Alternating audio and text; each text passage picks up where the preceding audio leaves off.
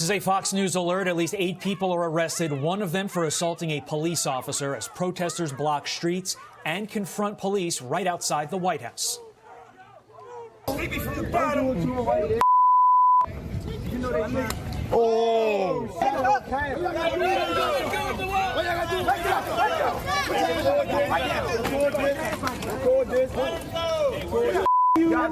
no mask on, racist.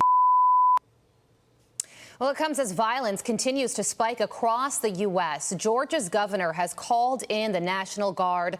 So when will other leaders stop calling to defund police and start defending their cities? Joining us now to react, New York Assemblyman Kieran Lalor. Good morning, sir. How are you?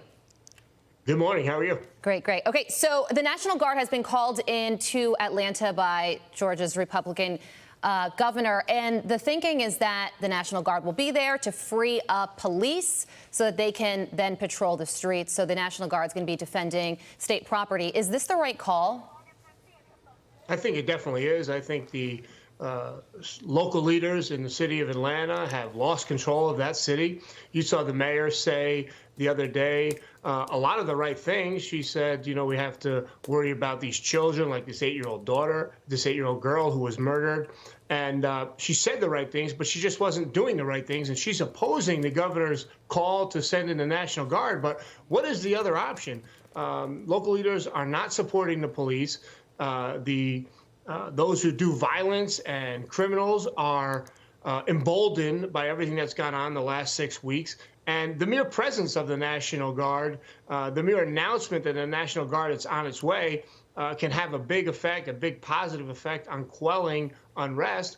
And once the National Guard gets there, they act as a force multiplier. They're going to guard the critical infrastructure. They're going to free up local law enforcement officers to do the patrols and do the kind of policing that needs to be done to get things under control. So it's unfortunate that there is this political element where you have a liberal Democrat running the city and a conservative Republican running the state.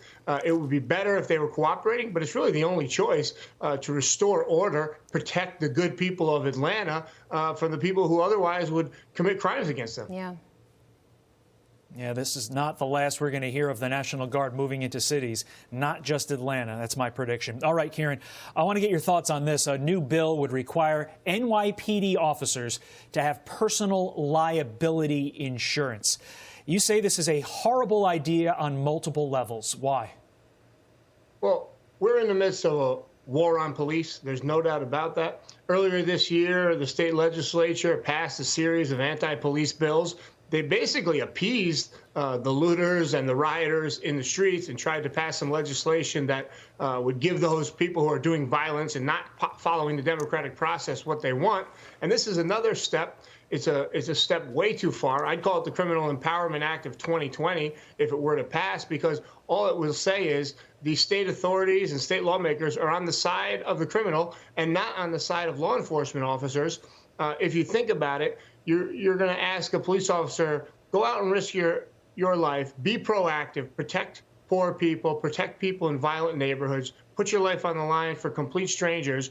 And if somebody decides to sue you, not if you do something wrong necessarily, but if somebody decides to sue you, you're going to have to continue to pay for this insurance. If you're sued, whether frivolously or not, you're going to have to pay greater premiums. You're going to have to pay the deductible if you're sued.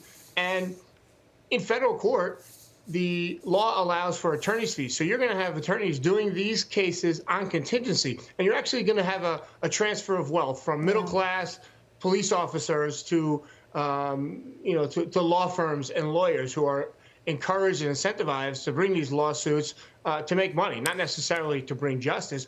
And what you're going to see in these local communities is you're going to see police officers who are not out there being proactive because their hands have been tied. They're basically going to have a situation where they react to crimes and they show up at the scene after a crime has been committed and they take a report. And that doesn't keep people safe. That doesn't protect communities. And the irony is, it reminds me of something President Reagan said, the 9 most terrifying words in the English language are, I'm from the government, I'm here to help.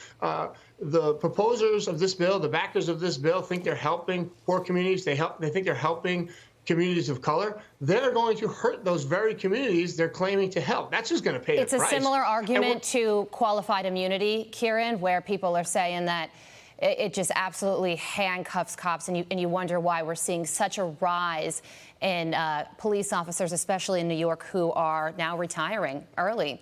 Thank you so much for your insight on that. We appreciate it. My pleasure. My pleasure.